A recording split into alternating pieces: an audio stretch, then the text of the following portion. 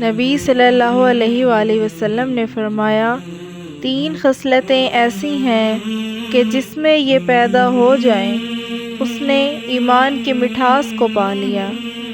اول یہ کہ اللہ اور اس کا رسول اس کے نزدیک سب سے زیادہ محبوب بن جائیں۔ دوسرے یہ کہ وہ کسی انسان سے محض اللہ کی رضا کے لیے محبت رکھے۔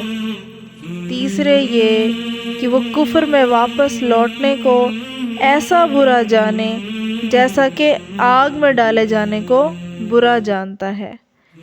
صحیح بخاری، حدیث نمبر 16۔